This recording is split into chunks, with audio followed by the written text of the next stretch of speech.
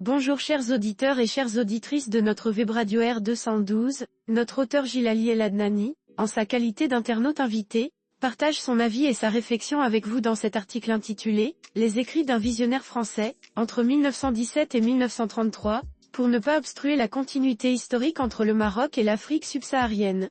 Le voici en podcast pour vous. À travers 3 rapports rédigés entre 1917 et 1933, André Bonamy, administrateur colonial français mort durant la Seconde Guerre mondiale, défend avec conviction l'intégrité territoriale du Maroc, soulignant les liens historiques et géopolitiques profonds entre le royaume chérifien et ses prolongements en Afrique de l'Ouest et centrale. Gilali El Adnani entame son propos en nous présentant brièvement le parcours et l'engagement d'André Bonamy, administrateur et observateur attentif des dynamiques sahariennes. André Bonamy, né en 1880, a servi l'administration française en Guinée en 1910, puis au Maroc en 1926. Son parcours lui a permis d'observer de près les dynamiques sahariennes et de comprendre l'importance stratégique du désert pour le Maroc. Le chroniqueur invité enchaîne en exposant les observations majeures contenues dans le premier rapport de Bonamy, rédigé en 1917. Dès 1917, dans son premier rapport, Bonamy met en lumière la présence commerciale marocaine dans le Sahel, soulignant les liens entre les tribus du Draha, du Tafilala et de la Sakiya El Amra avec des sanctuaires au cœur de la boucle du Niger, atteignant même Tombouctou. Il note que les Ekebash, les Oulad Jorir, les Kuta de l'Azavad réfugiés dans le Draha, ainsi que les Tajakans, étendaient leur influence jusqu'à Gao, dans l'actuel Mali. Gilali El Adnani insiste ici sur la portée politique de cette analyse, qui va à contre-courant des doctrines coloniales de l'époque. Pour Bonamy, cette réalité géohistorique fonde une revendication, celle de la marocanité du Sahara et du droit de l'Empire chérifien à préserver sa frontière avec l'Afrique noire. Une idée visionnaire, à contre-courant des logiques coloniales de l'époque. Le chroniqueur invité poursuit en abordant le deuxième rapport de Bonamy, rédigé en 1923, et la publication qui en découla. En 1923, Bonamy remet un second rapport, consacré également aux réseaux commerciaux entre le Maroc et l'Afrique noire. Son livre Les deux rives du Sahara, publié en 1924, est le fruit de cette mission. Il y développe une approche visionnaire, celle d'un espace économique unifié, où les caravanes et les routes sahariennes assurent depuis des siècles les échanges de biens, d'idées et d'influences. Ce rapport devient une référence. Le général Lyotet lui-même s'en sert pour appuyer une thèse politique forte, l'intégrité territoriale du Maroc implique une frontière ouverte vers l'Afrique noire. Gilali El Adnani approfondit ici la réflexion de Bonamy sur la présence marocaine dans les régions sahariennes, et ses ramifications économiques et politiques. Bonamy souligne également la présence directe de l'administration marocaine dans les régions sahariennes, et de ses connexions historiques avec l'Afrique noire. Les relais du pouvoir passaient par les oasis stratégiques, Tekna, Tindouf, Tegaza, Taoudeni.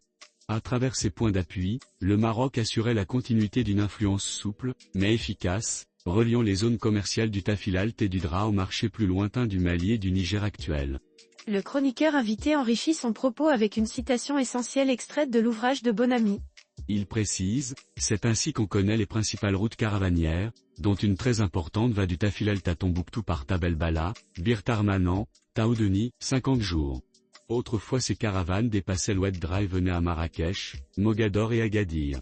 André Bonamy, Les deux rives du Sahara, 1924, page 7. Gilali El Adnani éclaire ici la vision dynamique que Bonamy avait du Sahara, non pas un obstacle, mais un vecteur de circulation et d'échange.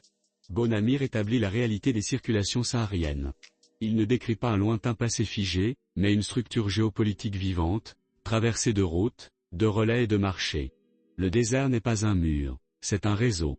Un réseau dont le Maroc est le nœud central.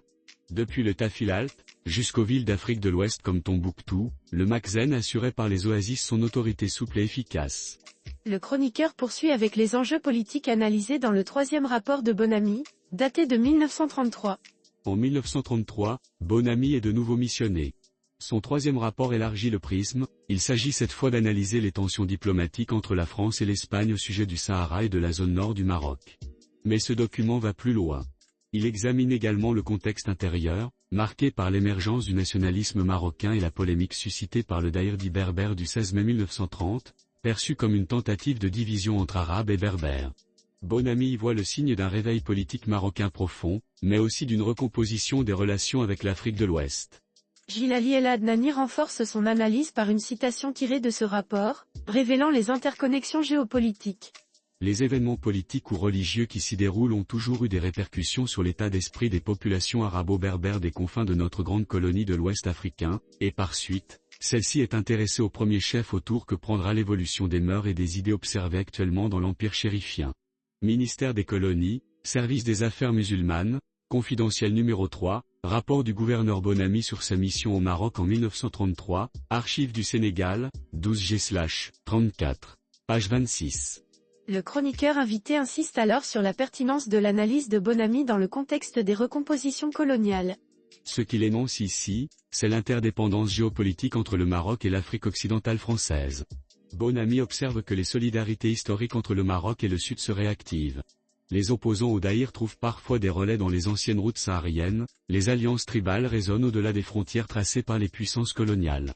En cela, André Bonamy fut moins un simple administrateur qu'un témoin lucide et, peut-être, un visionnaire oublié.